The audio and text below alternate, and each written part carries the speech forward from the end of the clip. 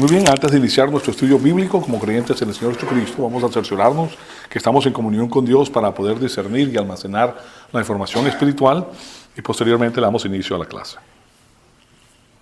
Amadísimo Padre, te damos las gracias por el privilegio extraordinario que nos das de permitirnos atesorar tu palabra en nuestros corazones. Te pedimos que el Espíritu Santo nos rete con esta información que vamos a estudiar y te pedimos que en nosotros sea para la gloria y honra de tu Hijo amado, nuestro Señor Jesucristo. En su nombre te lo pedimos. Amén. Bien, estamos en el estudio del libro de Apocalipsis. Esta es la lección número 977. Primero que todo, les quiero dar el recordatorio. Es muy importante mantener en mente el fin de las cosas. Si nosotros sabemos hacia dónde nos dirigimos, entonces podemos alinearnos de la manera correcta para llegar al objetivo. Y nuestro objetivo es glorificar a Cristo. El objetivo de nosotros es glorificar al Señor Jesucristo, así como lo es el del Padre y el del Espíritu Santo. Por eso en Apocalipsis 3:21 es el recordatorio que tenemos el día de hoy. Al vencedor, esta es la persona que persiste en el conocimiento de la palabra de Dios, llega a conocer toda la política divina y la implementa en su vida. Parte primordial de la política divina es dar el Evangelio de nuestro Señor Jesucristo, el Evangelio de la salvación. Y, claro está, todos nosotros tenemos que ver eso. Al vencedor le daré el derecho de sentarse conmigo en mi trono, como también yo vencí y me senté con mi Padre en su trono. Ya nuestro Señor Jesucristo está en el cielo, está a la diestra del Padre, y a nosotros nos da la promesa de que si nosotros mantenemos el curso de acción que tenemos, vamos a llegar al objetivo. Vamos a glorificar al Señor Jesucristo, y con eso vienen las grandes bendiciones que sobrepasan el entendimiento. Hay dos cosas interesantes cuando nosotros estudiamos lo que es la cristiandad y la manera de vivir. Por un lado es que somos salvos. La palabra de Dios ya nos salvó a nosotros del infierno. Y eso nos motiva a nosotros a amar al Señor. Pero también por el otro lado tenemos esto que yo creo que representa más del 50% de lo que nosotros hacemos. Y es ver las recompensas que tiene Dios preparada para los que lo aman. Y claro está, lo que hay que recordar es que todas estas recompensas son para la gloria de Cristo. No para nuestra gloria, porque todas son forjadas por medio de la mente de Cristo. Y Él no puede mentir y tenemos lo mejor y lo máximo. Entonces, estamos estudiando el libro de Apocalipsis, estamos en la lección, ya que les dije, 977, y estamos en Apocalipsis 19:16. Y en su manto y en su muslo tiene un nombre escrito, Rey de Reyes y Señor de Señores. Al culminar entonces nuestro estudio referente al Día del Señor, la semana pasada iniciamos el estudio de esas 8 etapas de la campaña militar de Armagedón con el preámbulo que Dios va a interceder a favor de Israel. Todo esto, esa campaña que se va a llevar a cabo se debe al antisemitismo.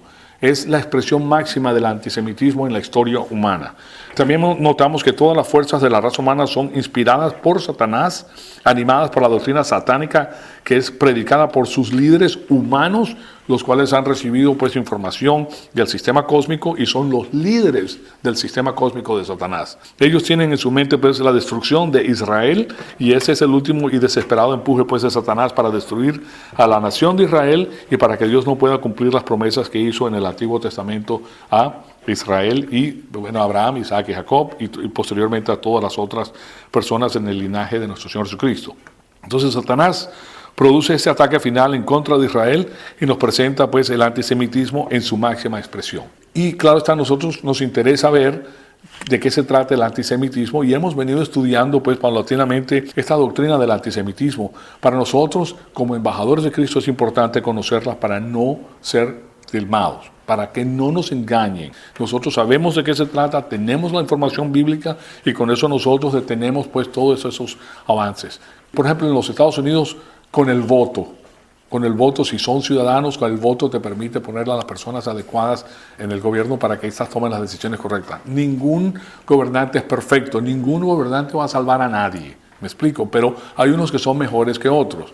Y aquellos que tienen la política positiva hacia el pueblo de Israel nos convienen. Y el presidente que va a entrar tiene una política ultra positiva con Israel. Y eso es muy importantísimo. Entonces, hemos estudiado lo que es el significado del antisemitismo.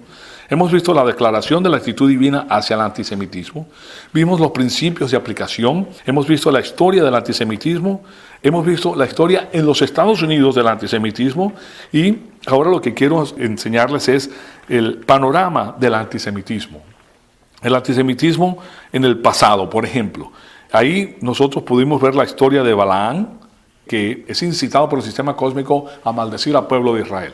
Él es incitado a dar una declaración maldiciendo al pueblo de Israel, el cual él no pudo hacer, pero sí le dio a las personas que lo incitan a entrar al pueblo de Israel a la destrucción, y lo hace con las mujeres de ellos, para que ellos pues entraran en este sistema de adoración que era conocido en aquellos tiempos. En los templos se utilizaban las sacerdotisas y los sacerdotes, pues eran las mujeres y los hombres, y lo que hacían era entraban a estos lugares a tener relaciones sexuales con ellos, normalmente después de la cosecha. Y también vimos la historia de los imperios egipcios y caldeos, todos en contra de Israel, querían la destrucción de Israel. Hemos visto que hoy en día el antisemitismo está en ascendencia, lo vemos en todos lugares, y también nos damos cuenta que en el futuro el antisemitismo va a llegar a su cumbre durante el periodo de la tribulación. Entonces, aquí lo que les quiero poner es Apocalipsis 12, del 1 al 9. Apareció en el cielo una gran señal, una mujer vestida de sol, con la luna debajo de sus pies y sobre su cabeza una corona de 2 estrellas. Se las voy a leer ahora y más adelante les voy a dar todo lo referente a esto, ¿ok? Y estando encinta clamaba con dolores de parto y en angustia de alumbramiento. También apareció otra señal en el cielo. He aquí un gran dragón escarlata que tenía 7 cabezas y 10 cuernos, y en sus cabezas 7 diademas. Y su cola arrastraba la tercera parte de las estrellas del cielo y las arrojó sobre la tierra. Y el dragón se paró enfrente de la mujer que estaba para dar a luz, a fin de devorar a su hijo que tan pronto como naciese. Ella dio luz a un hijo varón que regirá con vara de hierro todas las naciones, y su hijo fue arrebatado para Dios y para su trono. Claro, es lógico, está hablando de nuestro Señor Jesucristo, y está hablando no específicamente de la Virgen María, sino está hablando del pueblo de Israel. Israel había sido destinado para traer al Mesías, promesas que se le habían hecho a Abraham. Entonces, la mujer huyó al desierto, donde tiene un lugar preparado para Dios, para que ahí se sustente por 1260 días. Usted comprenderá que esa no es la Virgen María, sino que es el pueblo de Israel que escucha las promesas de Dios. Después hubo una gran batalla en el cielo. Miguel y sus ángeles luchaban en contra del dragón, y luchaban el dragón y sus ángeles. Pero no prevalecieron, ni se halló lugar para ellos en el cielo. Y fue lanzado afuera el gran dragón, la serpiente antigua, que se llama Diablo y Satanás, el cual engaña al mundo entero. Fue arrojado a tierra, y sus ángeles fueron arrojados juntamente con él. Entonces oí una gran voz en el cielo que decía: ahora ha venido la salvación, el poder y el reino de nuestro Dios. Fíjense que es después de los eventos que ocurren en la tribulación que viene el reino de nuestro Dios. Ahí es donde nosotros regresamos con el Señor. Señoras y señores, esto va a pasar. Esto es como nosotros caminamos por fe, y la fe nos dice que este es el contenido de la fe. Él regresa y nosotros regresamos con Él, y por eso les puse ese recordatorio de Apocalipsis 3:21. La autoridad de su Cristo, porque ha sido lanzado afuera el acusador de nuestros hermanos, el que acusaba delante de nuestro Señor día y noche. Y ellos han vencido por medio de la sangre del Cordero y de la palabra del testimonio de ellos, y menospreciaron sus vidas hasta la muerte. Aquí tienen la palabra del testimonio de ellos. Ellos son llamados del tribunal de Cristo por la fiscalía a dar su testimonio. El testimonio, martureo, es testimonio, o sea, de ahí viene la palabra mártir, es el testimonio a favor de Cristo. Estos son los que siguieron a Cristo, pero está hablando de un grupo específico, que es el grupo de la tribulación. ¿Okay? No el grupo de la iglesia. Nosotros también hacemos eso, pero Él tiene para cada uno de nosotros un plan específico y maravilloso que nos permite lograr el objetivo. Después dice: por lo cual alégrense cielos y los que moran en ellos, ay de los moradores de la tierra y del mar, porque el diablo ha descendido a ustedes con gran ira, sabiendo que tiene poco tiempo. Cada judío, entonces, que cree en el Señor Jesucristo, tiene vida eterna. En el periodo de la tribulación ocurre lo mismo, y aquí nosotros nos damos cuenta que en el periodo de la tribulación vamos a tener un grupo grandísimo de creyentes en el Señor Jesucristo, y estos creyentes han recibido la información que se encuentra en Mateos de nuestro Señor Jesucristo, y han huido, pero ha quedado un grupo, una contingencia en Jerusalén. Puede ser muy posible que sea parte del ejército que se ha quedado en Jerusalén, que son los que hacen la batalla, pero ya al final, cuando se ven rodeados y ya en el punto final, pues, es que llega nuestro Señor Jesucristo y acaba con sus enemigos. Entonces, el futuro del judío siempre depende de su actitud hacia Cristo, hacia el Mesías. Y los 144,000 judíos van a evangelizar durante el periodo de la tribulación, y los judíos en la tribulación van a sobrevenir los atentados de Satanás, de aniquilarlos, y entonces en el segundo advenimiento serán reunidos de nuevo, y los pactos incondicionales que les corresponden a los judíos serán colmados en los judíos regenerados durante el milenio y para siempre. Nuestro Señor tiene 2 rediles: el judío y el gentil de la edad de la iglesia. No en el gentil de la iglesia, sino los miembros de la edad de la iglesia, aquellas personas que han creído en el Señor Jesucristo. Todo eso es interesante porque es aquí donde se va a expresar, va a tener la máxima expresión esta persecución del judío. Ya nosotros sabemos de qué se trata y por eso pues lo estudiamos más para darnos cuenta de que esto se tiene que cumplir. Y junto con ellos van a morir millones de gentiles, millones, van a ser perseguidos y también pues por estas cosas que Dios va a traer a la faz de la tierra. Ahora quiero darle algo que es muy interesante para que ustedes vean cómo esto se ha desarrollado, esto del antisemitismo, durante el transcurso de la iglesia. Sobre todo en el siglo XIX se desarrolla una persecución ya muy organizada en contra del judío. Y se le reconoce o se conoce como los protocolos de Sion. Los protocolos de Sion.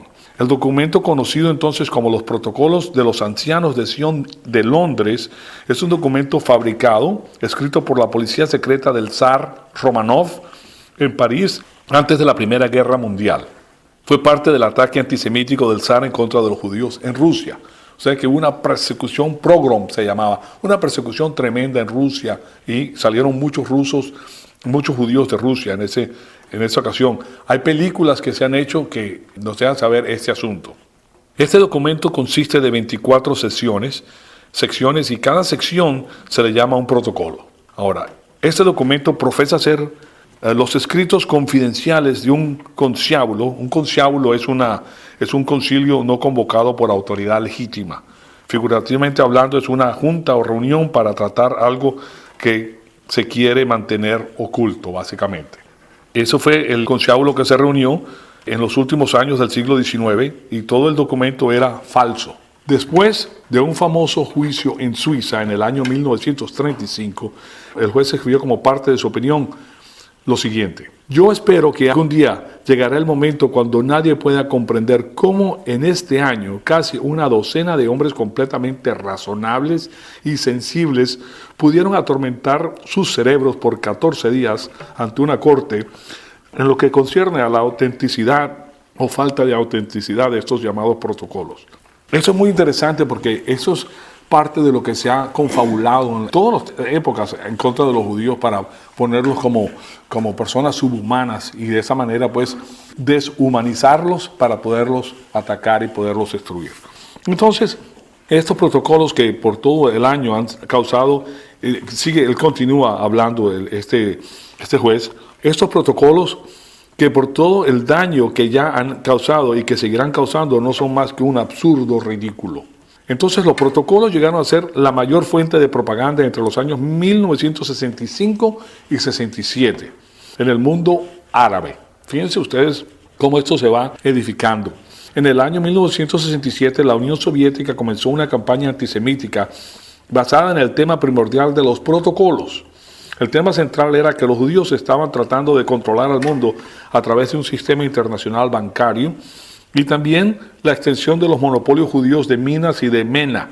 Mena pues es mineral sin limpiar, así se le llama, tal como se extrae pues de la mina. Producción petrolera, la producción química, la transportación y las industrias.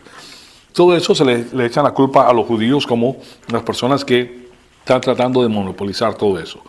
En el año 1970 los protocolos fueron publicados extensamente a través del Centro y Suramérica. El fallo de un comité judicial del Senado de los Estados Unidos concluyó: cada época y cada país ha tenido su porción de documentos fabricados, los cuales han sido impuestos sobre un público no sospechoso por algún propósito maligno.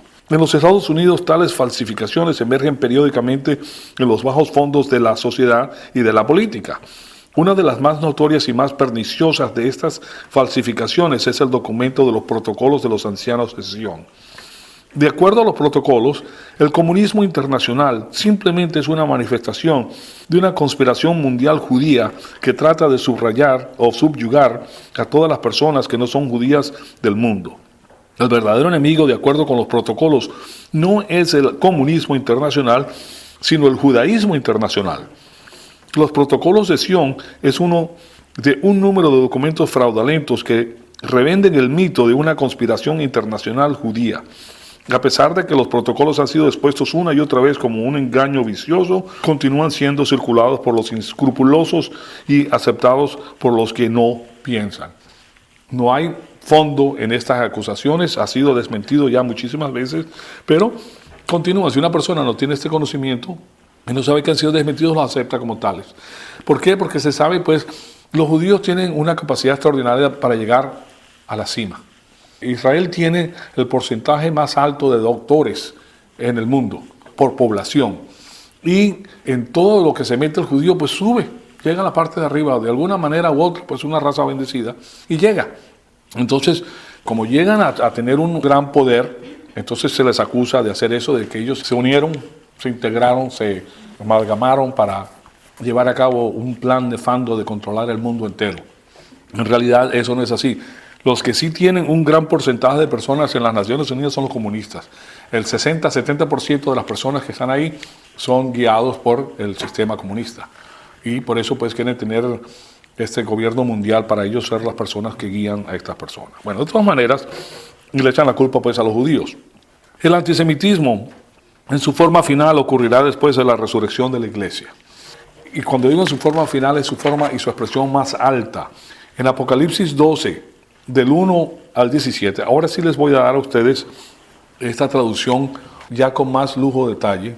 Y aquí les voy a dar la explicación que les he querido dar para que, ya pasamos por esto una vez, pero quiero dárselos de nuevo porque es mucha la información y pues para refrescarle la memoria se necesita que lo oyamos más de una vez. Apocalipsis 12:1 dice: apareció en el cielo una gran señal, una mujer, la mujer es Israel, vestida de sol, el sol es Jacob, y con una luna debajo de sus pies, que son las esposas de Jacob, porque Jacob tuvo más de una esposa. Y sobre su cabeza una corona de 12 estrellas, que son los 12 hijos de Jacob, con estas 3 diferentes esposas que tuvo. Y estando encinta, estamos hablando históricamente de María, pero aquí se refiere específicamente a Israel, que es el que a través de Israel, que es Jacob, es que viene entonces, que viene el Mesías. Y estando encinta, gritaba con dolores de parto. Ese es el antisemitismo que va a ocurrir en el transcurso de la tribulación. Recuerden que esta es una información que tiene que ver con la tribulación. Estamos en el libro de Apocalipsis. Y sufría angustia. Estos son los judíos, pues, que de la tribulación, por la persecución tan extraordinaria que tienen, por dar a luz, que es el segundo advenimiento del Señor Jesucristo. Se recuerdan que dice dolores de parto, van a sentir dolores de parto. Está hablando en la analogía de la persecución del pueblo de Israel hasta que venga el nuevo nacimiento, el nuevo sistema, el nuevo gobierno, el gobierno de la luz, que es el segundo advenimiento. Y apareció otra señal en el cielo, he aquí un gran dragón rojo que es Satanás, que tenía control sobre 7 cabezas y 10 cuernos. Digamos que es el imperio romano revivido con estos diferentes gobernantes que sí tienen una coalición, ¿verdad?, que han unido, y él ha quedado como el octavo, como el dirigente de estas personas.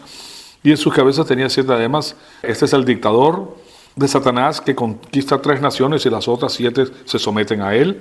Versículo 4 dice: y su cola, la cola de Satanás, el poder de Satanás, arrastraba la tercera parte de las estrellas del cielo, que son los ángeles caídos, y las arrojó sobre la tierra.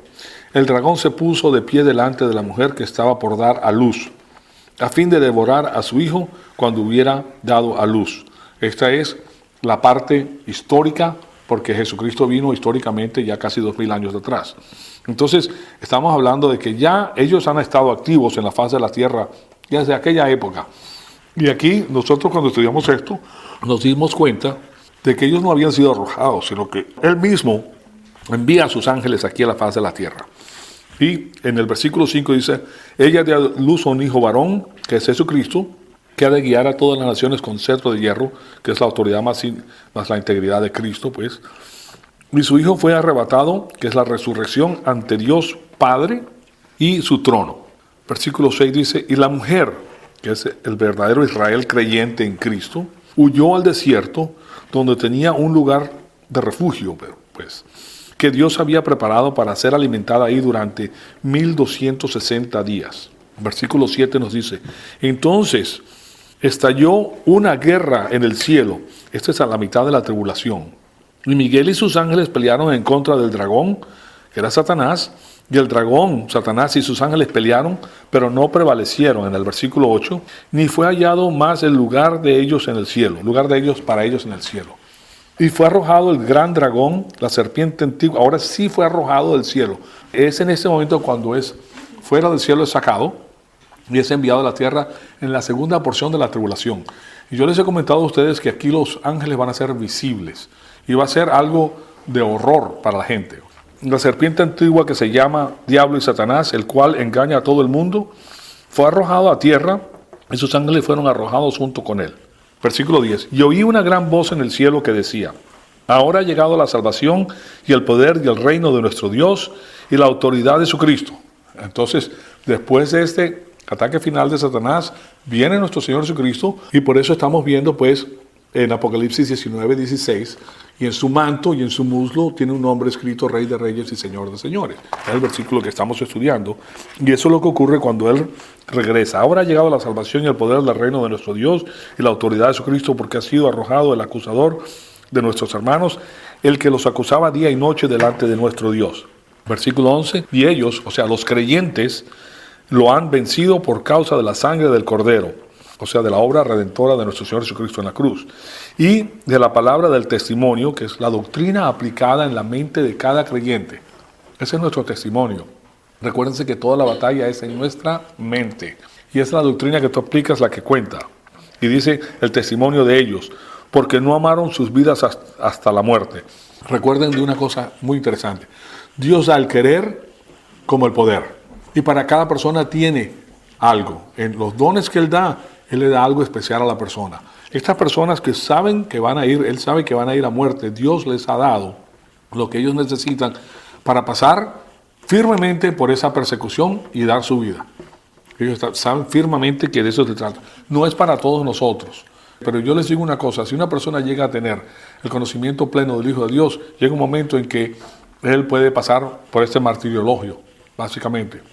Son personas que han sido puestas pues especialmente para pasar por este tipo de persecución. Y el versículo 12 dice: por esto, alégrense, oh cielos, que son los ángeles del cielo, los electos, y los que habitan en ellos, que son los santos del Antiguo Testamento y los mártires de la tribulación. Y después dice: ay de la tierra y del mar, porque el diablo ha descendido a ustedes y tiene grande ira, sabiendo que le queda poco tiempo. Después de esto, en el versículo 13, y cuando el dragón vio que había sido arrojado a la tierra, persiguió a la mujer, Israel, no es la Virgen María, ¿ok?, que había dado a luz al hijo varón, que es Jesucristo.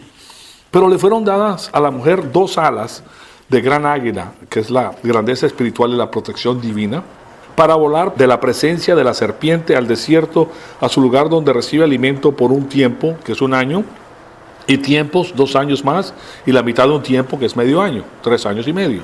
Tras la mujer, que es Israel, la serpiente echó de su boca agua. Este es el tercer ejército de demonios que lo van a perseguir, como un río, para que ella, Israel, pues, fuese arrastrada por el torrente, o sea, el ataque súbito, pues, que ellos iban a tener. Pero la tierra ayudó a la mujer, que es Israel, y la tierra abrió su boca y tragó por completo el río que el dragón había echado de su boca. En otras palabras, aniquila a todo el ejército. Este tercer ejército es aniquilado por completo. Versículo 17, entonces el dragón se enfureció en contra de la mujer de Israel y se fue para hacer guerra contra los demás descendientes de ella, quienes guardan los mandamientos de Dios, que son los creyentes, en otras palabras, y tienen el testimonio de Jesucristo. Y él se puso de pie sobre la arena del mar, y ahí continúa, pero ahí quedamos nosotros.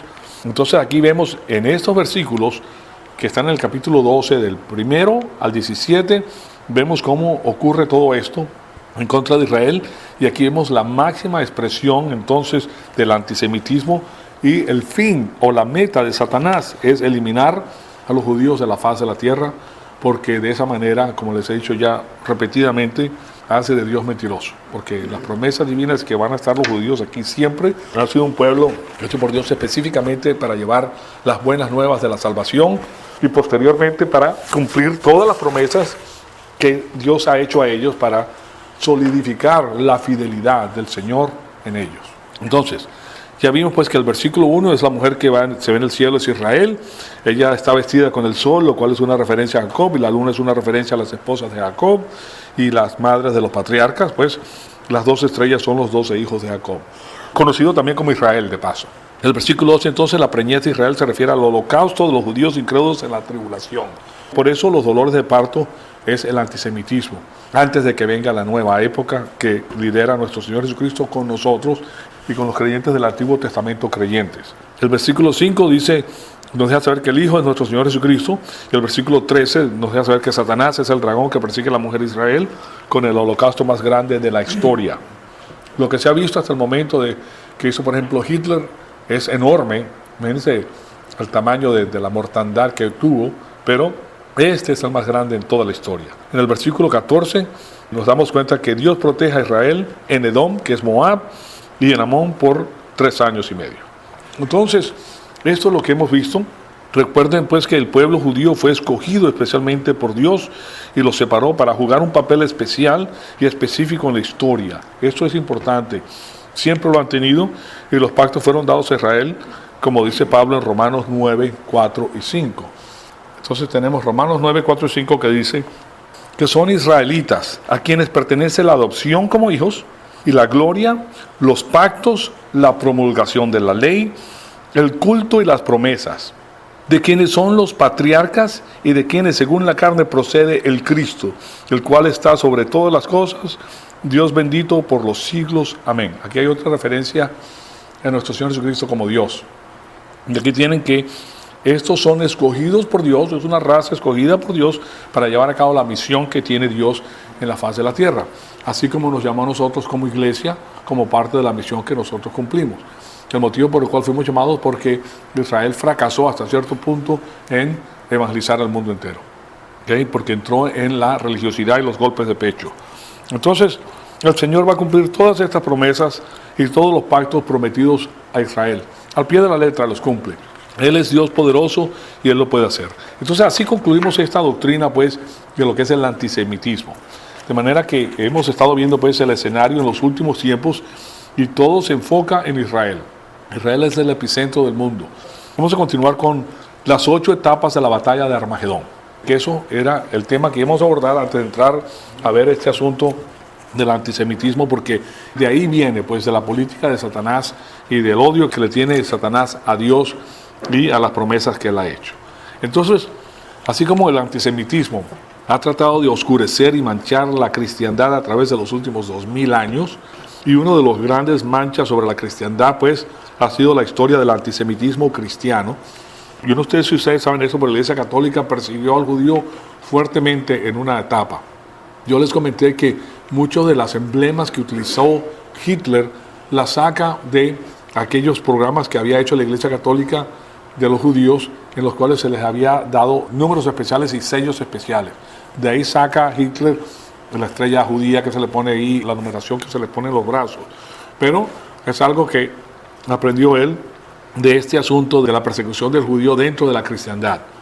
La Iglesia Católica es cristiana, pero claro está, ha cambiado en los últimos, después de su incepción, hizo un cambio tremendo porque se infiltraron después de los edictos que hace Agustín.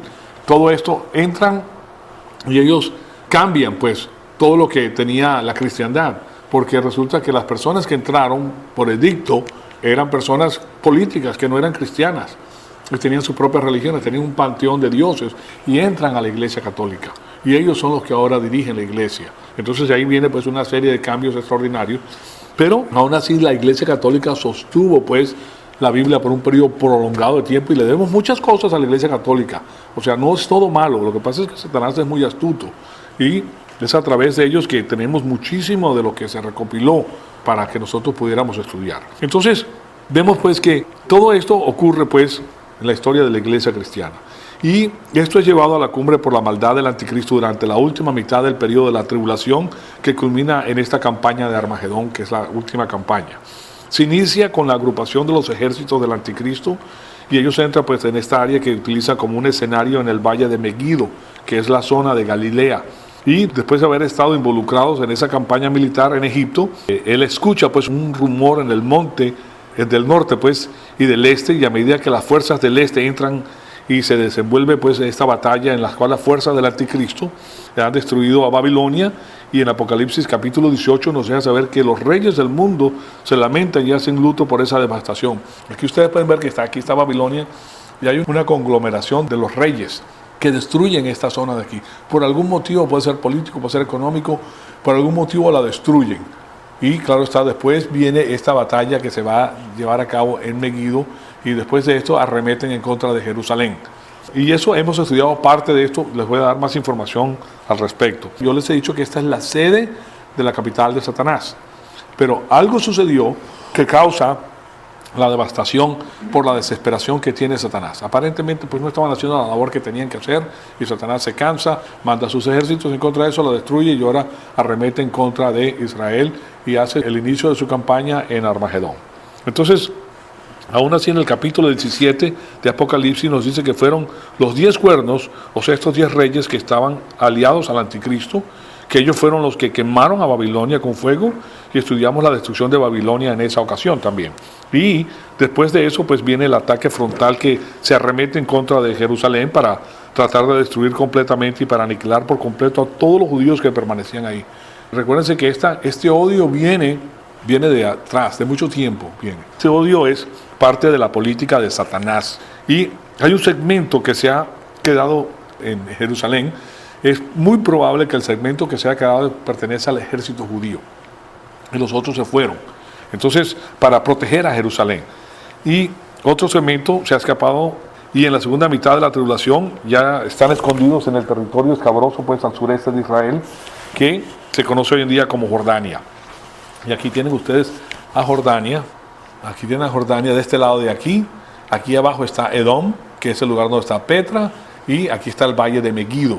Entonces, la campaña de Armagedón es una campaña militar larga, no es un solo día, y tiene 8 etapas diferentes. Y ese es el estudio que vamos a hacer.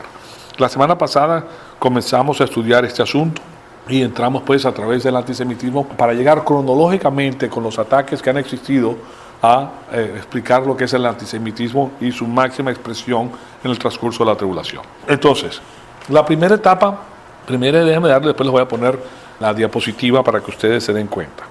Esta campaña de Armagedón, vemos que la primera etapa toma lugar con la reunión de los ejércitos del anticristo en el valle de Armagedón, también conocido como el valle de Megiddo, que es el valle de la montaña de Megiddo en el mapa que tenemos aquí. Esta es la zona en la que ese ejército se acumula, y se debe a que aquí hay un puerto natural grandísimo donde ellos pueden desembarcar sus naves y bajar todo ese material bélico que ellos tienen, tanques, aviones, muchas cosas, pues el soporte logístico, todo lo que necesitan, su ejército, jeeps, o sea, todo lo que se requiere para mover un ejército de un lado al otro. La falta de comunicación, hoy no sé si ustedes se han dado cuenta que hoy en día, generalmente en el pasado estaban más lejanos los generales de los ejércitos, hoy en día tienen campañas ambulantes donde, debido a que hoy en día pues hay comunicación vía satélite, utilizan carros especiales blindados, que es la oficina principal de los generales, pero esa oficina se mueve junto con el ejército.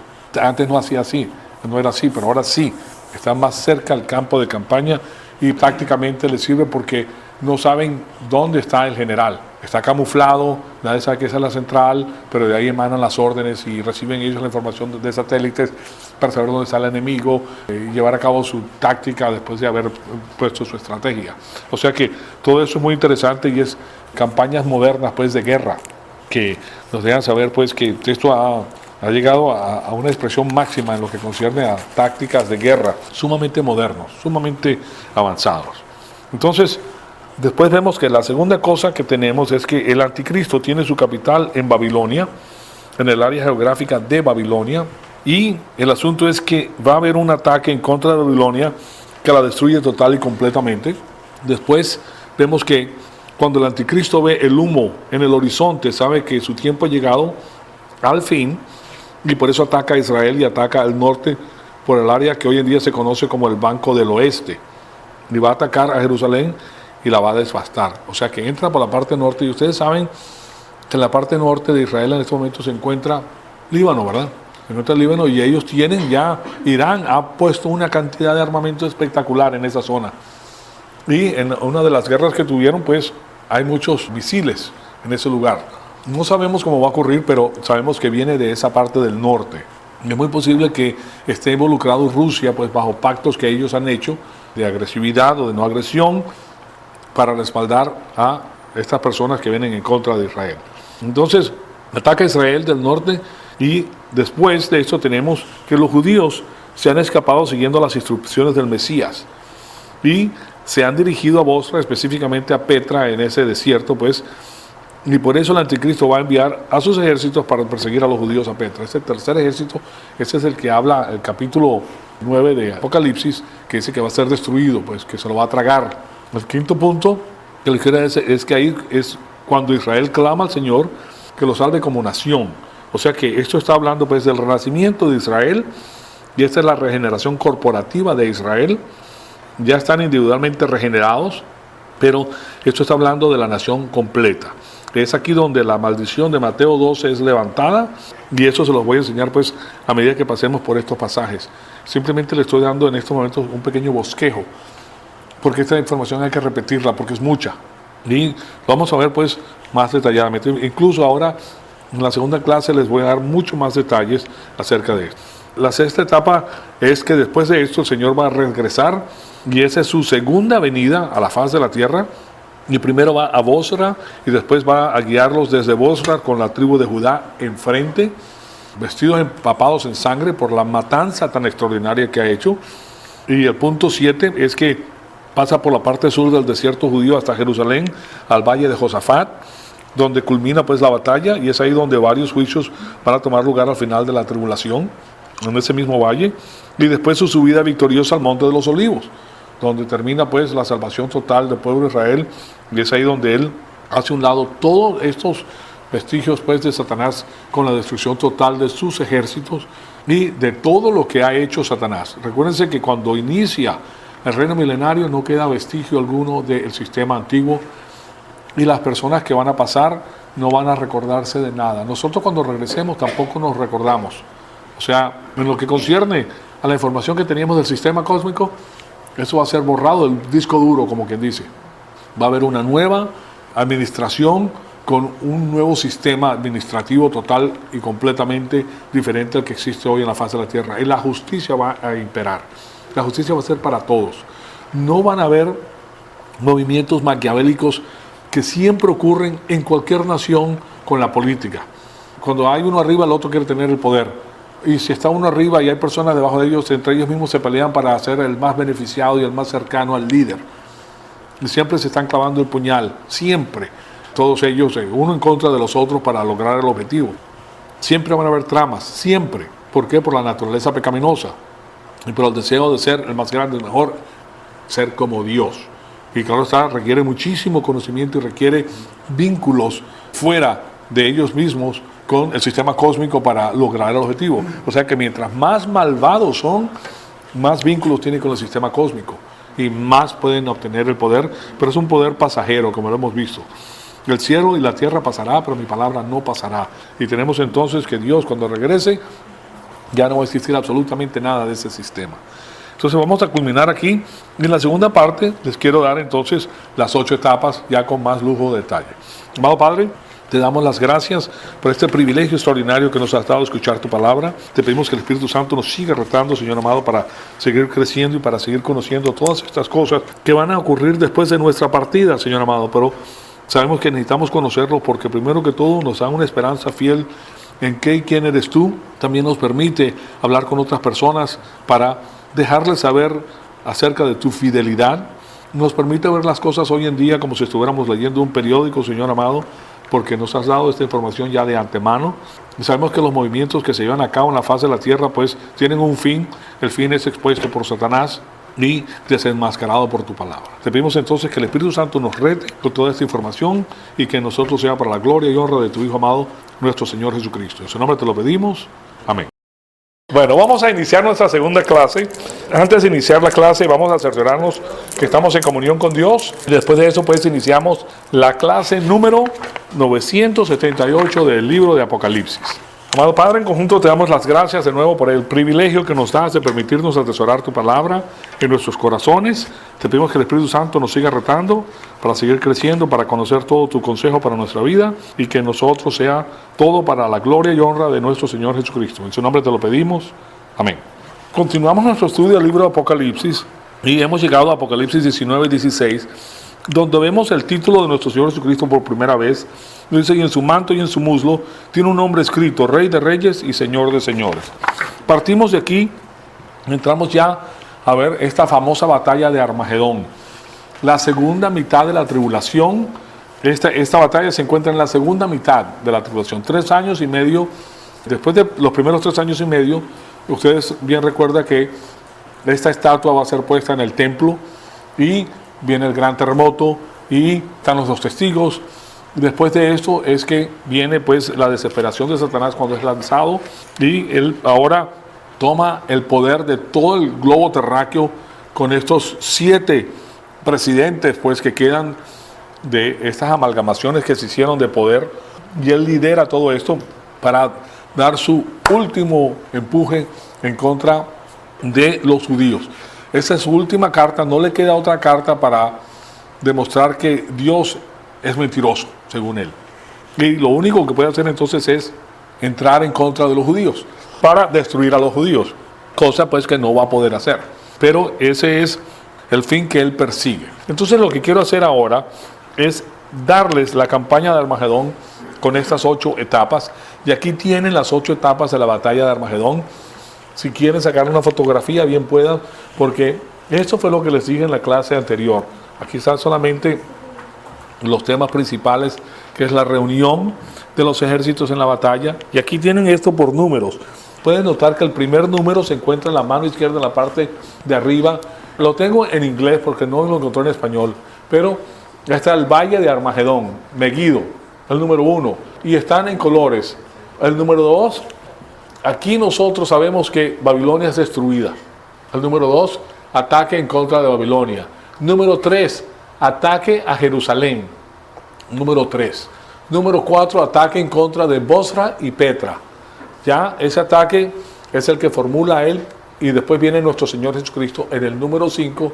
Israel clama al Señor. Número 6, la segunda venida del Señor, y el primer lugar donde pisa tierra nuestro Señor Jesucristo es en esta zona de aquí. Jordania, lo que se conoce como Jordania, es el primer lugar donde va a pisar nuestro Señor Jesucristo para rescatar al pueblo suyo, y de ahí regresa, y el punto número 7 es la batalla en el valle de Josafat, que está enfrente de Israel, de Jerusalén, y después de esto es que viene la entrada del Monte de los Olivos. La mayor parte de personas piensa que el regreso de nuestro Señor Jesucristo es directamente al Monte de los Olivos y que se parte y que ahí es donde comienza. Pero no, aquí hay una batalla y Él tiene que venir a rescatar a los suyos primero que todo.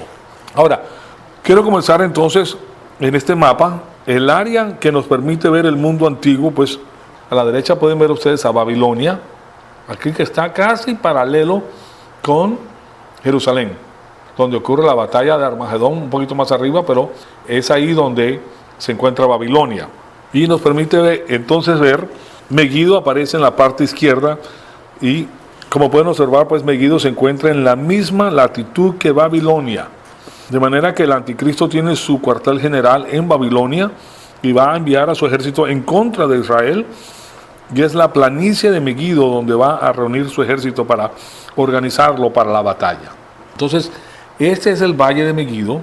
Aquí se los pongo con este círculo. Este es el valle de Megiddo, donde ese gran ejército se conglomera para llevar a cabo pues el plan que tiene el anticristo. En este mapa ustedes pueden ver que la parte del norte está la ciudad de Haifa, un poquito más arriba. No se ve Haifa, pero está un poquito más arriba en la parte norte. Y es importante porque de ahí que viene pues este ataque frontal. Entonces vemos pues que esa invasión la hace para destruir a Israel y al remanente de los judíos. Claro está que ya Dios sabía que estas cosas iban a suceder y ya Él les había hablado a su pueblo. Y los que han hecho caso de la información divina que se encontraba en Mateo, cuando nuestro Señor Jesucristo viene a la faz de la tierra, escaparon. ¿Cuándo fue que comenzó el escape? Cuando pusieron la estatua en el templo. Esa es la clave para que ellos salgan inmediatamente y se alejen. Ahora, todo lo necesario se encuentra en Petra, en la zona esta que está con el círculo inferior, Edom, donde estaban los edomitas. Y ahí Dios va a mantener a una gran cantidad del pueblo de Israel por un periodo de 3 años y medio. O sea que hay suficiente agua y suficientes alimentos. Y es una zona casi impenetrable. Es una zona muy, muy difícil y los recursos que tienen estos ejércitos pues no les permiten entrar como ellos quieren a esta zona, como comprenderán. Entonces, tenemos algo que es muy interesante. Esta es la zona donde se van a llevar a cabo todos estos movimientos de los ejércitos y ahí es que nosotros podemos ver la mano del Señor cuando regresa para destruir a los ejércitos invasores que van específicamente con el fin de matar a los judíos que se encuentran en esta zona. Quiero hablarles un poquito entonces acerca, primero que todo, del valle que tenemos en el norte. Podemos ver claramente el valle de Megiddo aquí, en esta zona, ¿verdad? Es grande el valle, sigue este río, hay suficiente agua, es una planicie extraordinaria, tiene montañas que les permite ver todo lo que está ocurriendo. El río que corre por medio de ellos es el río Sison. Este es el mismo río del que Elías sacó el agua para empapar al altar de paso de la provisión divina, porque está del lado de la parte del norte de la cordillera del Monte Carmelo, y es un área bastante pues grande. Aquí les pongo, tenía un mapa aéreo para ponerlas, pero no lo tengo conmigo, pero se puede ver que es algo espectacular. Napoleón Bonaparte estuvo en esta zona y dice, en lo que concierne a la táctica, este es el mejor lugar para hacer una batalla mundial. Recuerden que Napoleón era un genio pues de la táctica. Entonces, el segundo punto que vemos aquí es que mientras que el anticristo está preparándose para la batalla, va a escuchar un rumor del este y el rumor es que Babilonia está siendo destruida. Ya sabía que esta destrucción venía. Aparentemente, con el problema de la arrogancia, siempre van a haber personas que tratan de tomar posesión del poder. Y aquí aparentemente hubo un problema grande y ese problema ha causado la destrucción de la sede del mismo Satanás. Y él mira hacia el horizonte y percibe que esa zona está saliendo una gran cantidad de humo y es cuando Babilonia es finalmente destruida en su totalidad. No queda vestigios de Babilonia y como hemos estudiado anteriormente, ahí no va a vivir nadie. En el transcurso del reino milenario esa zona está desierta completamente. Jacales solamente. Entonces, actualmente hay proponentes del campo protestante que aseveran que Babilonia no es literal. Pero como yo les he enseñado ya con lujo de detalle en estos estudios que sí se está hablando de una Babilonia literal.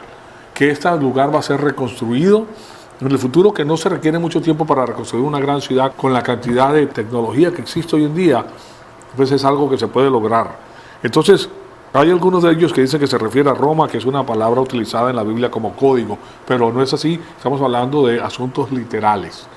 Y literalmente esa va a ser la zona.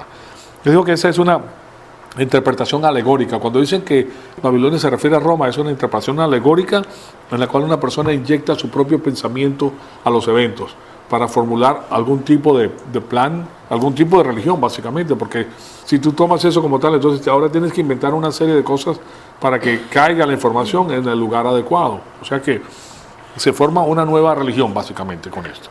Entonces, cuando los historiadores se dan cuenta que la destrucción total de Babilonia nunca ha tomado lugar, entonces tienen que recapacitar, porque han dicho que esto fue destruido en una época, pero ellos tienen que recapacitar. Los profetas del Antiguo Testamento testificaron que Babilonia iba a ser totalmente destruida y que nadie iba a poder habitarla de nuevo, pero el asunto, como les he dicho en ocasiones anteriores, siempre han habido árabes en esa zona y pequeñas aldeas en la Babilonia antigua a través de los siglos, o sea que nunca ha estado inhabitada. Y la Biblia dice claramente que ahí no va a habitar nadie. Mientras que nuestro Señor Jesucristo gobierna la tierra por 1000 años, ahí no va a habitar nadie. Entonces, nadie va a querer ir a ese lugar.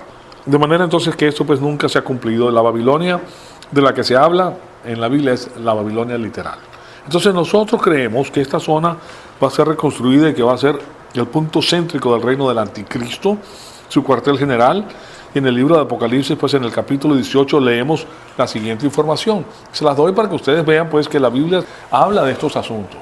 Dice, después de esto vi a otro ángel descender del cielo que tenía gran poder y la tierra fue iluminada con su gloria. Y clamó con potente voz diciendo, cayó la gran Babilonia, se ha convertido en habitación de demonios y en guarida de todo espíritu inmundo y en guarida de toda ave inmunda y aborrecible. O sea que ahí no quedó nada. Esos animales que generalmente son animales de rapiña, que van solamente para comerse las carnes de lo que se ha muerto, ¿verdad? Y son aborrecibles, pues por eso dice que son aborrecibles. También en Apocalipsis 18, 17 podemos ver, porque en una hora ha sido arrasada tanta riqueza. Claro está que cuando esto se escribe, ustedes comprenderán que en una hora no podías destruir una ciudad tan grande. Era imposible. En la mente de estas personas pues no cabía. Esto era una profecía que ellos seguro decían, bueno, no está hablando literalmente. Es una hora, puede ser un año. Porque para el Señor, entonces citan esa porción de la Escritura. Pero en esta época no había nada acerca de las bombas atómicas, que todavía no existían. Hoy en día es factible. Una bomba atómica destruye la ciudad y la incinera, que estaba hablando de una incineración, que no queda absolutamente nada. También en Isaías 13, del 19 al 20 nos dice, y Babilonia, hermosura de los reinos, gloria del orgullo de los caldeos, será cuando como Dios destruyó a Sodoma y a Gomorra. Nunca más será poblada ni habitada de generación en generación, no pondrá tienda ahí árabe, y los pastores habrán de descansar ahí sus rebaños. Destruida por completo. Y esta era la Babilonia de esa época. Una Babilonia era el imperio mundial en esa época. Era una preciosidad de ciudad para esas épocas. Imagínense una construcción al lado del río, y es ahí donde pues se construye esta famosa torre. Ustedes pueden ver aquí que esto está hecho por un artista, un pintor. Y de este pintor sacaron los planos para este edificio, de la Torre de Babel. Una torre sin construcción final, y esta es la sede de las Naciones Unidas. Ahora, ¿por qué se utiliza eso? Es interesante, pues, cómo la historia nos deja ver estas cosas. Aquí vemos la Torre de Babel con las estrellas y el Parlamento en Starboard, que de paso ahí, en esa zona, pues, de Bélgica, se han ido gente muy importante de los Estados Unidos a estudiar a esa universidad, porque en esa universidad, nada más y nada menos, que es la universidad que tiene que ver con las Naciones Unidas. Y muchos de los gobernantes han ido a esas universidades y han sacado maestrías ahí. Una de las personas que ha sacado maestría de esa zona, cerquita del Parlamento, es la esposa de Ted Cruz. No sé si lo sabían. De Ted Cruz, que el senador que corrió para presidente. De todas maneras, pues es algo interesante, nada más. Entonces, también tenemos en Jeremías 50, 40, dice, como cuando Dios destruyó a Sodoma y a Gomorra y a sus ciudades vecinas, declara el Señor, ningún hombre habitará ahí. Esta es palabra de Dios, y cuando dice ningún hombre habitará ahí, es que ningún hombre habitará ahí. Ningún hombre, cuando habla de hombre, habla del hombre y de la mujer. Ni residirá en ella hijo de hombre. Entonces, va a ser una zona completamente baldía. Nunca jamás va a ser habitada. Es muy parecido con lo que pasa, si se ponen a pensar, con Israel después de su destrucción, que pasó hace 1900 años, que eso era un desierto nada más, hasta que llegaron en el año 1948 los judíos y restablecieron esa zona y se reverdeció. Ya tienen una de las zonas de más alta producción de vegetales en el mundo, vegetales comestibles, pues. El asunto es que esto que están diciendo aquí todavía no ha sucedido. Ahí hay habitantes en estos momentos, incluso en esta guerra que hubo, Operación Desert Storm. En esa Operación Desert Storm se ve las personas que viven en esa zona. Se ve lo que estaba tratando de reconstruir Saddam Hussein. Él estaba tratando de reconstruir la gloria de Babilonia. Y él se decía ser descendiente de Nabucodonosor. Pues él hace, como jefe, él puede hacer que los récords se vean de cierta manera, ¿verdad? De todas maneras, se ha tratado de reconstruir, y eso es algo interesante porque ese pensamiento no va a cambiar. En Jeremías 51, 24 nos dice, y pagaré a Babilonia y a todos los habitantes de Caldea todo el mal que han hecho en Sión. Recuérdense que les hablé del antisemitismo. Aquí nos está diciendo que ellos han hecho mal a Sión delante de vuestros ojos, declara el Señor. O sea que ellos fueron los que han perseguido fuertemente al judío y ahora reciben retribución. Entonces, en esos momentos, en la segunda parte de la tribulación, Irak va a ser totalmente destruida, porque esto es Irak, señoras y señores. ¿Fue destruida con la operación Desert Storm? No, no fue destruida totalmente, pero va a ser destruida totalmente. Claro está que algunas personas que son charlatanes dicen que le llegó el momento Irak va a ser destruido porque ahora el ejército norteamericano va a agarrar y va a terminar con todos. No terminó con todos. Allá hay petróleo. Bueno, entonces, el tercer punto que tenemos aquí es que el ataque a Jerusalén. Después de la tercera etapa de la campaña de Margedón, es la caída de Jerusalén. El anticristo va a invadir del norte y baja por el valle de Armagedón para atacar y destruir a Jerusalén.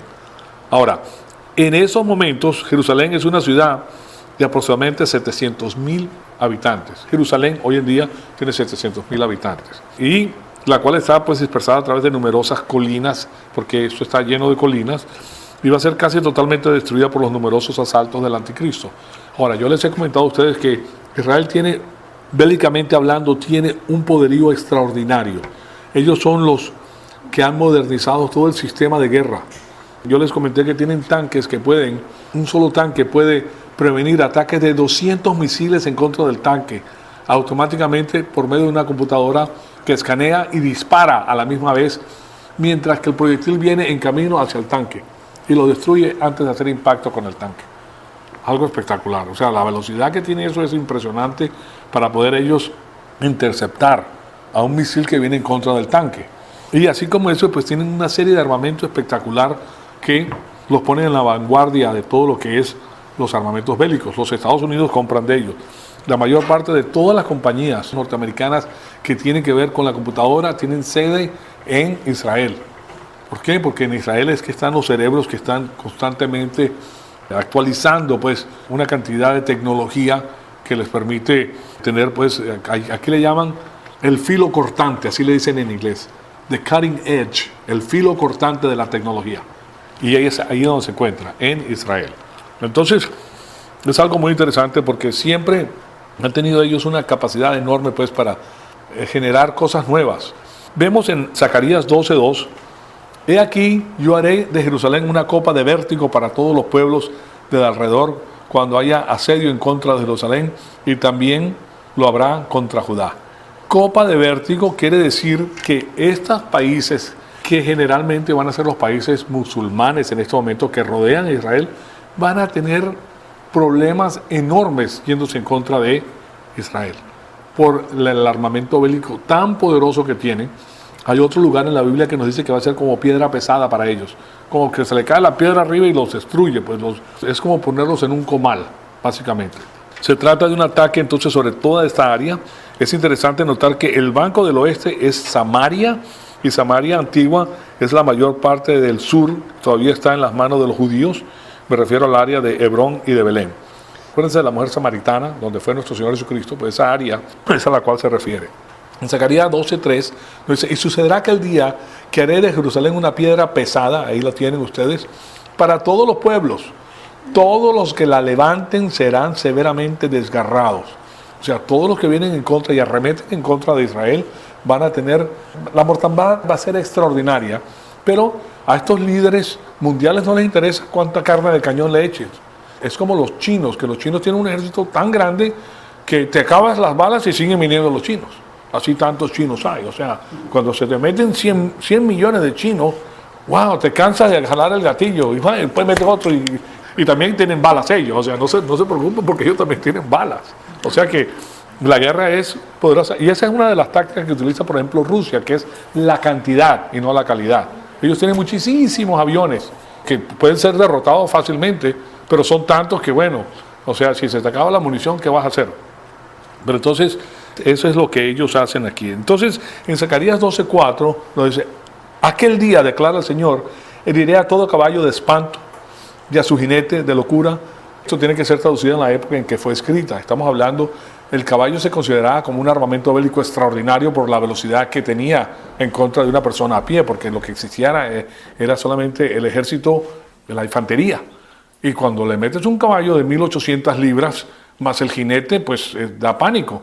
Solamente que no te tiene ni que pegar con una, como la vemos en la película, que sacan la espada y te cortan la cabeza. Ni siquiera tiene que hacer eso.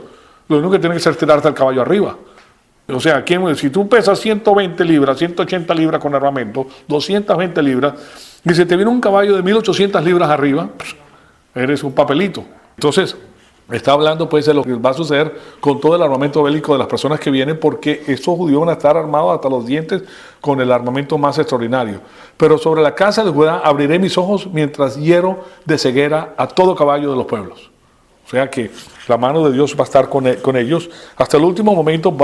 La preponderancia de los ejércitos va a ser tan grande, pero tan grande, o sea, 1,000 por 1. Son demasiados y por eso tiene que interceder el Señor, porque eran demasiados. O sea, tiene que venir la mano de Dios para acabar con el problema. Después en Zacarías 14:2 tenemos: y yo reuniré a todas las naciones en batalla contra Jerusalén. Y será tomada la ciudad, y serán saqueadas las casas, violadas las mujeres, la mitad de la ciudad será desterrada, pero el resto del pueblo no será cortado de la ciudad. Y una de las cosas cuando él dice que las mujeres van a ser violadas, ustedes saben que en la China aparentemente hay 10 hombres por cada mujer, porque por la política antigua que tuvieron ellos permitían solamente un hijo. Y un hijo, pues ellos preferían tener un hijo varón que una hija mujer, porque el hijo varón puede trabajar en el campo. Entonces mataban a las niñas. Ya esa política cambió, ahora pueden tener 2 o 3, no sé cuántas. ¿Cuál es la política? ¿Alguien sabe? 2, o sea, ahora pueden tener 2. Pero de todas maneras, ellos van a tener la oportunidad de tener un ejército tan grande. Imagínense un ejército de 100 millones de personas, que es lo que dice la Biblia que va a haber, de hombres que no han visto mujer por mucho tiempo. Claro lo que va a pasar, ¿verdad? O sea, entonces por eso lo dice muy claramente: yo reuniré a todas las naciones en batalla contra Jerusalén, y serán tomadas la ciudad, y serán saqueadas las casas, y violadas las mujeres. Entonces llegamos ahora a la cuarta etapa, se las pongo aquí de nuevo, y estamos viendo pues el ataque en contra de Bosra y de Petra. Este ataque es importante porque se van en contra de Jerusalén, pero Satanás conoce toda la Biblia. Satanás sabe que hay instrucciones específicas para el pueblo de Israel. Satanás sabe que van a irse. Ya Dios, cuando les da ese toque, ellos saben que ellos van a poder huir. Pero por eso le dice que ni siquiera regresen por su saco a la casa. Hay de aquellas mujeres que estén en estados en aquella época. Salgan corriendo de Jerusalén porque no van a haber más oportunidades. Y pidan que no sea en el día de descanso y que no haya nieve en el camino ni nada de eso. Porque la salida tiene que ser súbita y repentina. Si te quedas, ya está. Ahí sí te quedaste. Entonces, esa es la cuarta etapa. Es aquí donde el anticristo marcha pues con sus ejércitos hacia Bosra y Petra. O sea que persiguen a los judíos a través de Judea, yendo hacia el sur, y el sur del Mar Muerto, pues por esta área desértica. Aquí está la fotografía aérea del valle de Jezreel, ¿verdad? Esta fotografía, ¿sí la ven ahí? También vemos el área del valle, este es el Mar Muerto, esta es la parte del desierto que ellos van a cruzar. Aquí está Edom, aquí arriba está Jerusalén. Y aquí está el desierto de Judea. Ellos van a pasar por esta zona hasta llegar, pasan por este lado aquí y llegan a Edom, donde se encuentra Petra, a este lado de aquí. Aquí vemos que es una zona muy árida, muy difícil de navegar. O sea, para que los ejércitos vayan ahí van a tener problemas. Y después, otra cosa que les enseñé es que este es el área de Petra.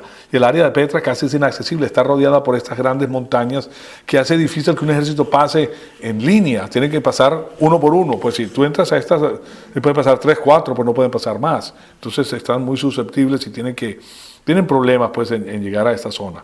Entonces vemos que pasan por esta zona desértica y al lado de Petra y al lado de Bosra, que está al otro lado del desierto pues. Esta es la zona que quería enseñarles. Tienen que salir por aquí de Jerusalén, pasar por esta zona desértica, dar la vuelta por aquí y llegar a Bosra. Aquí donde están la construcción de Petra, que de paso está siendo reconstruida. O sea que es algo muy interesante porque está siendo reconstruida. Todo esto lo tenemos que tener en mente. Hoy en día se estima que el nivel de este mar está bajando a un rédito de 20 pulgadas al año. Normalmente toda esa zona a la mano derecha llega a estar bajo el agua, pero hoy en día ese problema pues que tienen no permite que esa zona pueda ser habitada, la zona de aquí, pero generalmente sí es hecha de agua. Entonces, uno de los motivos por el cual está bajando su nivel es porque las ciudades que están arriba del río Jordán están sacándole el agua al río Jordán para regar las plantaciones, y por eso pues no hay tanta agua fluyendo del Mar Muerto. Y ese es el lago más bajo del mundo entero y el más salado del mundo entero. Es tan salado que una persona que entra en él no se puede hundir debido a la densidad del agua. O sea que flota debido a la cantidad de sal que contiene. Se lo pudiera poner en el internet, personas que van a ese lugar a veranear, y ahí los ve flotando, pues es imposible, pues es muy densa. Ustedes pueden darse cuenta entonces por medio de la fotografía aérea que les tengo ahí en la pantalla, que queda al sur de Belén y continúa hacia la parte sur del Jordán hasta llegar al área conocida como Petra. O sea que esa trayectoria, que es larga de paso, pues permite que el pueblo que hace caso a las instrucciones de nuestro Señor se salve. Y eso pues no ha ocurrido todavía, pero va a ocurrir. Entonces la población que tenía Petra cuando fue edificada llegó a ser de aproximadamente 20,000 personas. Puede ser mucho más grande porque solamente han excavado el 15% del área donde se encuentra Petra. Es un lugar, hay unas cisternas que son enormes y es fácil ver cómo ese lugar, pues el pueblo puede ser mantenido por 3 años y medio, porque tiene suficiente agua. Se dice que el lugar del cual viene el agua, han encontrado un río subterráneo, viene de una montaña lejana, que se dice que fue el lugar donde Moisés le pegó con la vara para que saliera agua. Claro está que eso no se puede ser corroborado, pero eso es lo que se dice. Jeremías 49, 13 y 14. Porque por mí he jurado. No puedo jurar para alguien más grande. No tiene que jurar al Señor porque su palabra es suficiente.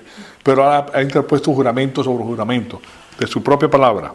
Porque por mí he jurado, declara el Señor, que Bosra será motivo de horror, de oprobio, de ruina y de maldición. Todas sus ciudades se convertirán en ruinas perpetuas. He oído un mensaje de parte del Señor, y un mensajero es enviado entre las naciones diciendo: reúnanse, vengan contra él y levántense para guerra. Estos son los ejércitos de Satanás que vienen, y es aquí donde va a haber una matanza, pero tan grande. Todos estos reyes se reúnen para mandar sus ejércitos a esta zona porque este es el objetivo de Satanás: eliminar al judío. Es locura, es frenesí por ver la sangre judía. A él le queda poco tiempo. Estamos hablando de 3 años dentro del segundo periodo de la tribulación. Y le queda muy poquito para demostrar que Dios es mentiroso. Entonces, él va a estar en un estado, pues, de esquizofrenia, pues, de horror, para matar a todo el mundo que se encuentren en el camino sin hacerle preguntas. Simplemente porque están en esa zona mueren. Entonces, he oído un mensaje de parte del Señor, y un mensajero es enviado contra las naciones: reúnanse y vengan contra él y levántense para guerra. Esto va a ser cumplido pues al pie de la letra. Los ejércitos de las naciones bajo el comando del anticristo van a vertirse en contra de Bosra, y es ahí donde las cosas van a suceder. Entonces, ese es el 4.º punto. El 5.º punto que les quiero enseñar tiene que ver con Israel clama al Señor. En su momento de angustia, Jerusalén va a clamar al Señor, y Bosra, que ve que vienen estos ejércitos en contra de ellos, donde habían sido enviados por el Señor mismo, claman al Señor. Entonces, en la 5ª etapa de la batalla de Armagedón ocurre cuando Israel se ve rodeada y se ve perdida y clama al Señor. De esto pues estaba hablando nuestro Señor Jesucristo en Mateo 23, 39. En ese momento, pues un poquito antes de ir a la cruz, antes de iniciar el discurso del Monte de los Olivos, se concentra en la profecía. El Señor dice en Mateo 23, porque les digo que desde ahora en adelante no me verán más hasta que digan: bendito el que viene en el nombre del Señor. O sea que Él se retira y regresa, y la bendición es que ellos han clamado por Él y ahora van a ver al Señor Jesucristo que regresa para salvar a su pueblo. Antes de esto había entrado pues a Jerusalén el nombre del Señor montado sobre un pollino, pues, como rey, y le gritaban: Hosana al Señor. Pero después vimos el rechazo de los fariseos y de los saduceos y los herodianos, de los líderes políticos, y después de un par de días de haber entrado en Jerusalén bajo la instigación política, lo rechazaron y ya estaban pues conspirando contra él para matarlo. Por eso pues les dice que no regresará de nuevo hasta que ellos como nación confíen en él y digan: bendito el que viene en el nombre del Señor. O cumpliéndose pues estas profecías que él dice. Ahora, como nación son una entidad, pero había muchos individuos en esa entidad, y que ellos habían pues sido justificados, que los que habían aceptado al Señor como el Mesías, esos son los que se salvarían, y los discípulos pues y miles de otras personas habían confiado en Jesús, y después de la crucifixión y la resurrección, más de 5,000 judíos confiaron en el Señor Jesucristo. O sea que esto que dicen que los judíos nunca creyeron en el Señor Jesucristo es mentira. Hay muchos judíos que han creído en el Señor Jesucristo como Mesías. Esta palabra de la cristiandad no vino sino hasta después, es Mesías. Las personas que creen en el Mesías son los mesiánicos, y la otra palabra mesiánico es cristiano. Cristo es Mesías.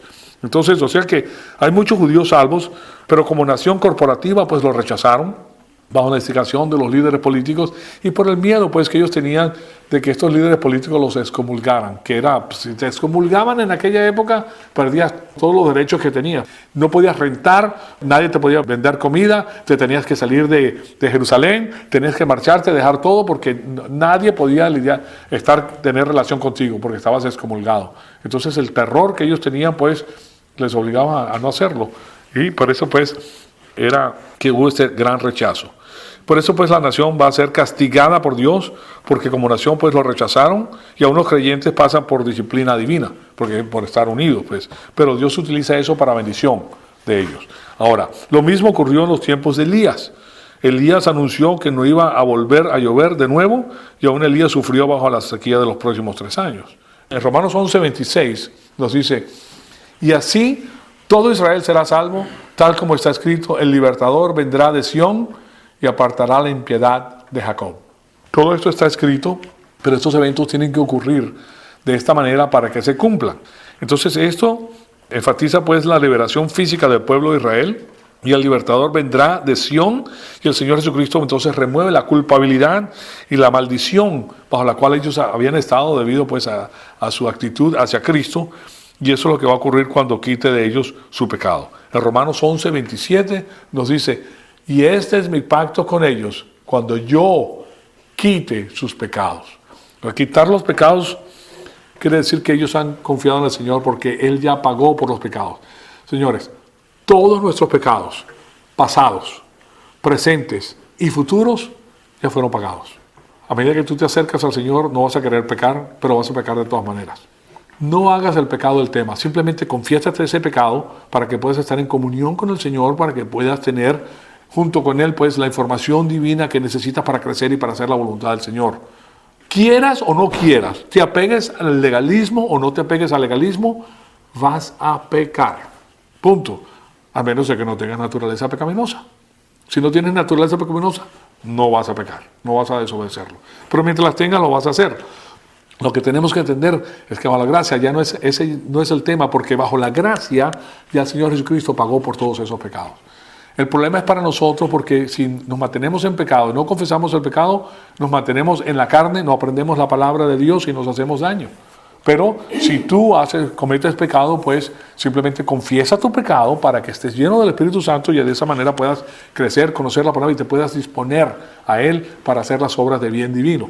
Las obras de bien humano son quemadas en el tribunal de Cristo. O sea que ni siquiera tus obras humanas van a servir si estás en la carne. Por eso tienes que confesar tus pecados. Ya Él los pagó. Y claro está, lo que sí les digo es que a medida que nosotros amamos más al Señor, de verdad que no vamos a querer hacer el pecado. ¿Pero significa que no lo vamos a hacer? No. Pobre de mí, dice Pablo. Lo que quiero hacer, no lo hago. Y lo que no quiero hacer, eso hago. Y este es el apóstol Pablo. Vas a hacer cosas que no te interesan. Lo que pasa es que tú te estás juzgando debido a que tienes las normas y los principios divinos en tu corazón que te dicen, estás en lo que no es.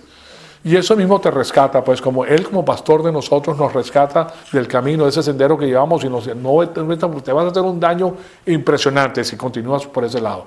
Y nosotros nos hacemos un daño impresionante. Si tú le haces caso a la naturaleza pecaminosa, te haces daño. A Dios no le haces, a ti te haces daño. ¿Okay? Porque los resultados de tus decisiones en contra de la palabra de Dios, porque es en contra de la palabra de Dios, te causan problemas, te causan graves daños. Entonces no quiere eso. Entonces, aquí tenemos que Dios a nosotros nos da todo. Esto nos habla entonces de quitar los pecados en la cruz. Y esto ya ocurrió.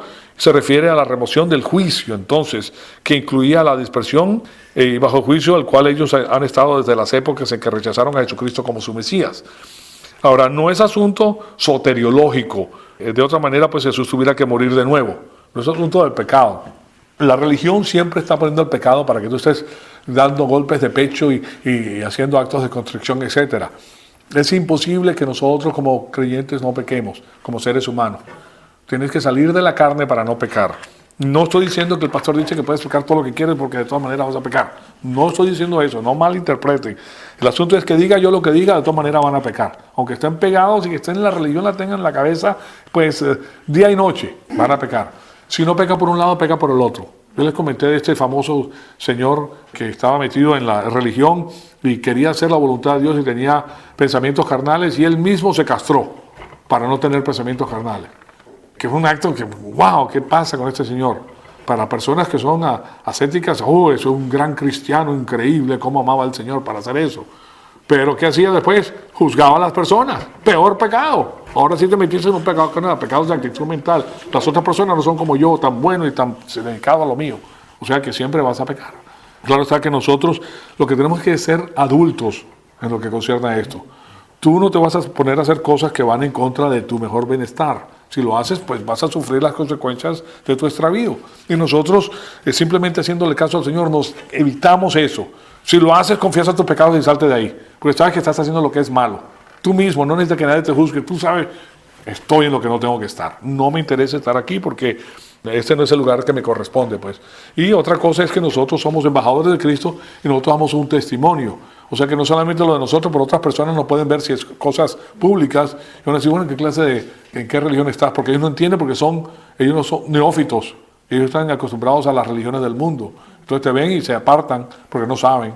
No saben que a libertad nos ha llamado Cristo, pues, en otras palabras. Entonces, no es asunto soteriológico. La soteriología tiene que ver con el pecado. Habla del pecado, la martiología también con la salvación.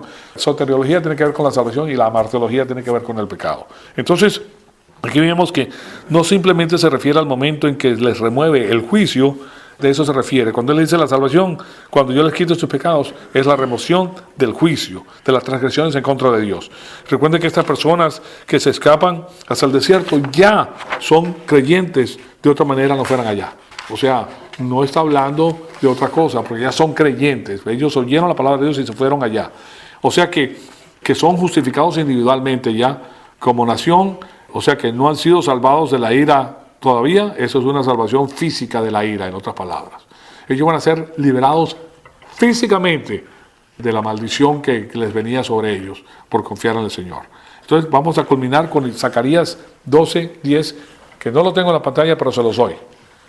Y derramaré sobre la casa de David y sobre los habitantes de Jerusalén el espíritu de gracia y de súplica, y me mirarán a mí, a quien han traspasado, y se lamentarán por mí, dice el Señor, como quien se lamenta por un hijo único, y llorarán por él como se llora por un primogénito. O sea que ahí tenemos nosotros ya el cambio de manera de pensar que tienen ellos acerca del Señor Jesucristo, y ahí viene pues la gran salvación que ofrece el Señor para que ellos tengan pues lo mejor y lo más. Estas son las personas que van a entrar en su cuerpo, en su carne, van a entrar al milenio. No van a ser los herederos, entran, pero no son los herederos. Los herederos somos nosotros, porque la carne y la sangre no heredarán al reino de Dios. Solamente heredan al reino de Dios los espirituales. Ahora, ellos entran y ellos van a tener, bajo la justicia divina y bajo el sistema de libre empresa, ellos van a poder tener mucho. Pero el asunto es que van a ser salvos de la muerte que se les avecindaba, la muerte física que se les avecindaba. Entonces, ahí concluimos. Amadísimo Padre, te damos las gracias por el privilegio que nos has dado de escuchar tu palabra. Te pedimos que el Espíritu Santo nos siga retando, Señor amado, para seguir creciendo y para conocer todo el consejo que tienes para nuestra vida. Te pedimos que todo sea para la gloria y honra de tu Hijo amado, nuestro Señor Jesucristo. En su nombre te lo pedimos. Amén.